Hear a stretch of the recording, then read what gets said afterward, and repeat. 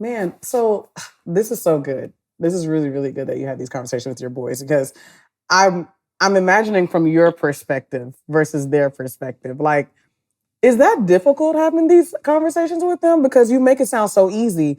You're just like breezing through it. Like, No, that's just really how I talk to them. Like, really? because I felt like this as a kid. Did you tell me if this applied to you? Okay. Especially with your parents. So I'm Okay. curious if this applied to you. Did you ever think to yourself, like, I know the answer. I know exactly what needs to be done in this situation, but nobody's gonna listen to Reese because I'm 8 years old. Mm. Well, yeah. And Yeah. I remember having those thoughts as a kid. And I was just like, they're not gonna listen to me, because I'm just a kid.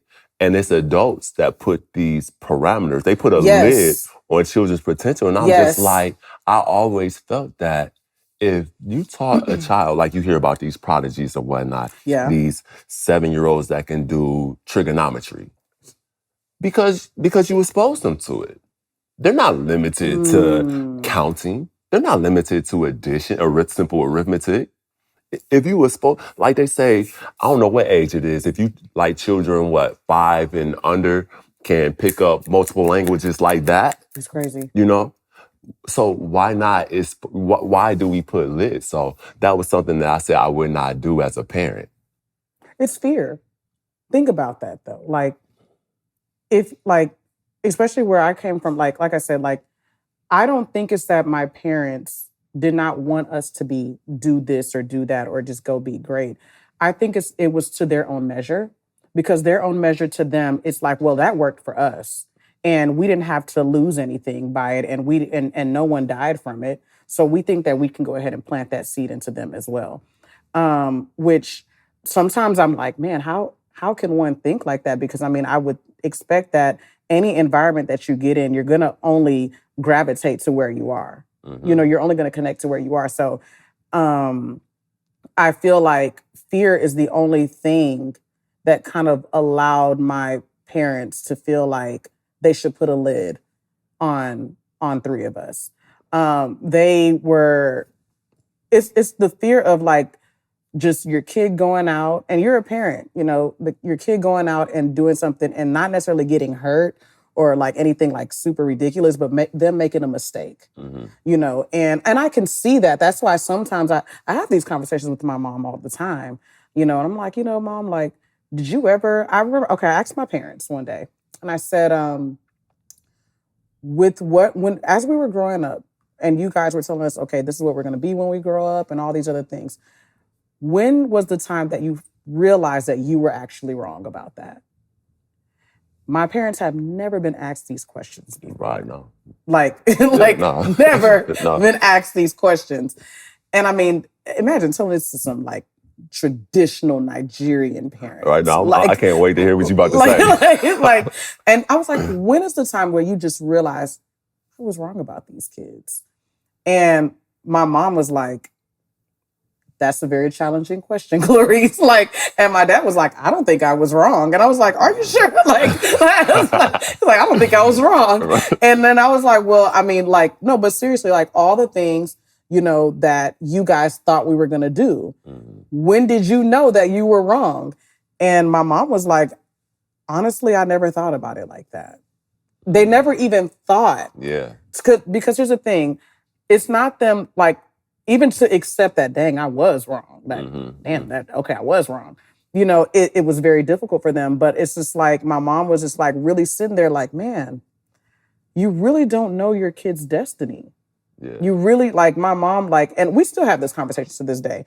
And she's like, you really don't know what your kids are going to do. You just pray that they turn out great and that they're decent people. Mm-hmm. But I don't think coming from Nigeria to America that I was expecting my child to do the opposite of what I would have loved for them to do. Because I feel like, we always listened to our parents growing up. Yeah. We always, Yeah. And she's like, hey, you guys, 3 of you were typically good kids. I didn't have to worry about, oh, I got to go pull this one out of jail, or I got to go do this or pick y'all up from. No, y'all were pretty good kids. So when you guys did the opposite of what we thought you were going to do, it was very, very confusing. Mm-hmm. So my mom still kind of wrestles with that answer because she's like, I I didn't know. Yeah. Like, Yeah. so I don't know, like what you said, like I'm still having these conversations with my parents. They're still like, my dad, we working on him. we working Yeah. on him. But my mom is like literally unpacking it and sitting down because she's like, that's a very loaded question. Yeah. It's Yeah. very loaded for her. Yeah. I mean, because it's not that they are saying anything with ill intent. It's all out of love. Yes. Yes. It's it's all out of love. So I mean, to them, they're trying to give you the cheat code. Yes. And you grew up, like you said, being obedient and everything else. So they just think you're going to continue to follow the steps that they give. So like, it's almost like did they express any type of anger toward your different choices that you and your siblings made? Absolutely. So it felt like you were openly defying them. Letting them down. It felt like, no, you just outright disrespected me. Oh, yeah. There we go. Because I told you to do the dishes. And I told you I was going to be home. So that's what, in their minds, that's what it feels like, but it's magnified. Because we're not talking about dishes. We're talking about your career. We're talking about your livelihood. We're talking about you being able to support yourself. Right. And here I am, I done raised you, I done loved you, I done put you in good schools, I done made sure your grades was right to set you up for this, and now you just not going to do it? They don't know any other way. So to them, not only was it defiant, it's more so fear on their side because they're scared and they're looking at themselves, ego as well, like, was I a good parent? I failed. Like they feel like they failed. They feel like they failed as a parent because you're not following their orders to become the successful person that they envisioned you to become. It's like you grew up in a Nigerian household because let me tell you, even with the whole, did I do good as a parent? Our parents are super dramatic. If you meet any Nigerian parent, it doesn't matter. They are all dramatic. Okay. 99% of them. Okay. They will literally come in the room and say, what did I do? And we just stare at them because we're like, what are you talking about? What did I do? What did I do to you to be? I gave you everything. I tried my best. And we're just like, I'm not taking that away from you. They're just very dramatic people. And like just the hurt in their heart. Yeah. The hurt in that voice of theirs. You can hear and it. mind you, we're literally like minding our business and we're like, we don't know what you're talking about. Right. We just made a decision that may be a little bit uncomfortable, maybe a little unconventional, but it was not to like hurt you. We're not that mean. Yes. I mean, that kind of comes into, like self-awareness and understanding, like, when you talk about self-awareness, this kind of the soul role of self-awareness is reflection. Yes. That's the main thing, is reflection. And a lot of times we get it wrong because we ask the question, why? Why this happened? Why that happened? As opposed to asking, what happened? And this, they asked you, what did I do? They said, what did I do? But even in that case, it's like, well, what is it that you see? What is it that, you can use why is it that you're choosing to go this path? What is it that you don't like about this or that? So asking those questions allows one to obtain a different perspective. As opposed to, because they're saying, what did I do? As in, they're looking at it as if they failed, as if they did something wrong, as opposed to like, well, what is it that you see? What do you see through your lens? I know what I see for you, but you have eyes as well. Yeah. And you also have a brain too. Yeah. So they're not asking the question for understanding. They're asking the question from a standpoint of, how did I fail you? And it's like, when you self-reflect, if you can remove the ego from it, yes, that will allow you to better understand the situation and overcome. You know, whereas like, so in your case, it'll be like, if they ask you, so Reese, we want you to be a doctor, Mhm. but you don't want to be a doctor. Why is it that you, what has captured your interest? Mm. And what about that is so interesting to you? Help us understand why you prefer to do that when we know a doctor can be this successful. Right. You know, like understanding is the whole key. Man, so I love that you said that, because here's the thing.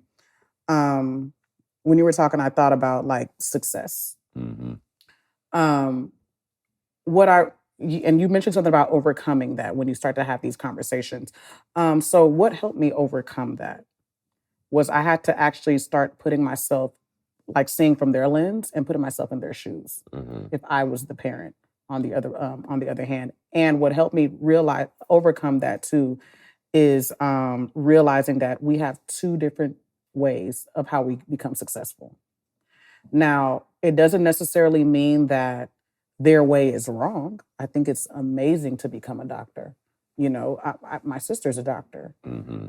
who actually wanted to be a doctor. Right, You know, right. and I think it's amazing, you know, to do all these things that they're mentioning. None of these things are bad things, but you got to understand something. In my family, we have a lot of doctors in our family, Mm-hmm. successful ones. We have a lot of educators. We have attorneys. We have nurses. We have these things. And what I realized too, what I had to sit down and say was like, okay, I see they see success like this. Could it be that success is tied to an occupation? Mm-hmm. Could it be that success is tied to actually doing the purpose of what God has called me to do? Could it be success is tied to a certain type of compensation? And why does that work only for them? Maybe because if you're coming here as an immigrant and you come to the land of milk and honey coming from Nigeria Mm-hmm. to America, or even in Europe.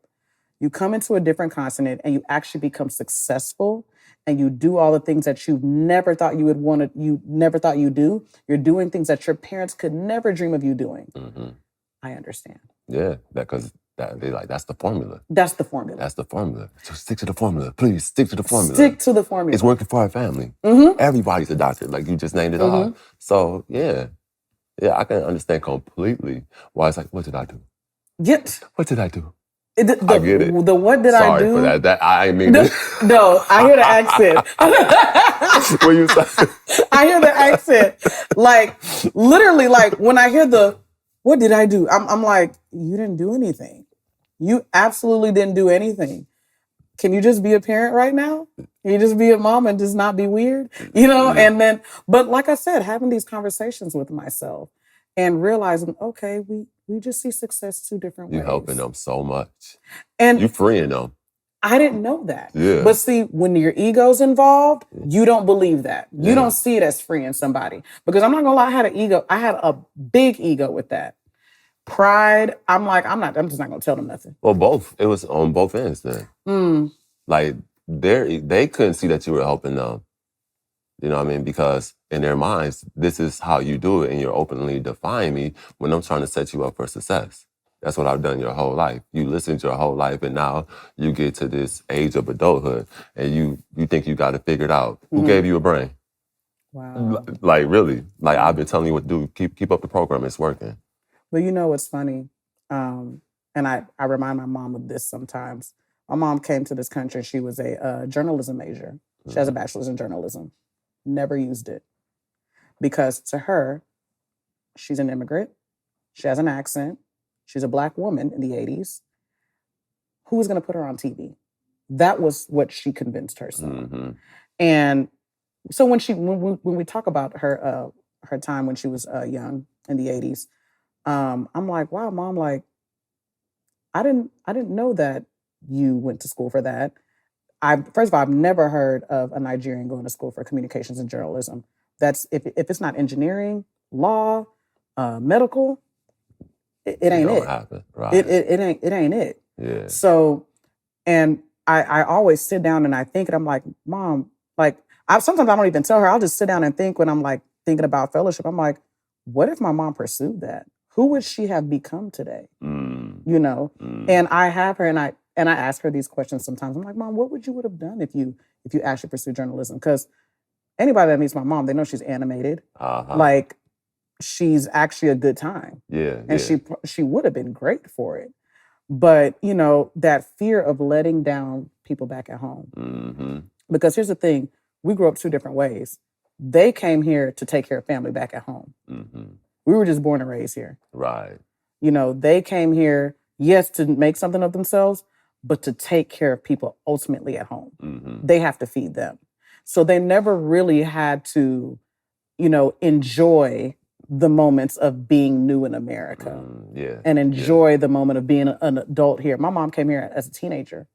You know, my dad came here early 20s. It was like shy of his 24th birthday. Mm-hmm. And they never really came here with the idea of, man, I just want to be a kid in America. They couldn't do that because they had responsibilities. Mm-hmm. So I had to like swallow my pride, sit down and kind of take myself from a 10 to a 2 and realize that, you know, I understand where they're coming from. Oh, because it upset you. Yes, because that it they- upset okay, me. It upset me. And I realized that we had 2 different responsibilities. Yeah. I didn't have the responsibilities that they had. I'm not worried about who I have to feed. Right. They are. Mhm. They have to go home and they have to send money. They have to send money. Actually, both my parents had 2 different situations. My dad is working hard to take care of family at home versus my mom's parents sponsored her to be in America. Oh, wow. My dad came here by himself with his own money, Right. with his own everything. Okay. So So he had to Yeah. stack it up you know what I'm saying? so we can get up. But you know what's funny? My brother, the way that he left Houston is the way that my dad left Nigeria. And my dad doesn't think about it like that sometimes. Sometimes I'm like, well, Dad, remember that story you told me about how you left Nigeria? You didn't even tell your parents you bought a visa. You didn't even tell your parents you quit your job.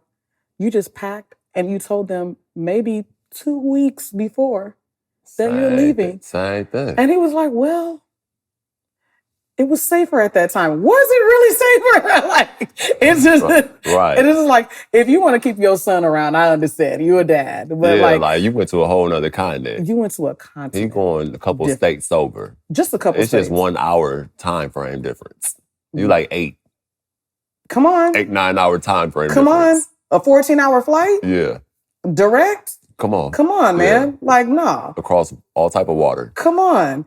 And so when I remind him of stuff like that, he's like, well, I guess my son is, okay. Well, you know, and it's just not, it's like, they are really, like you said, I'm freeing them. Like, I'm Yeah. reminding them of the things that they told us growing up.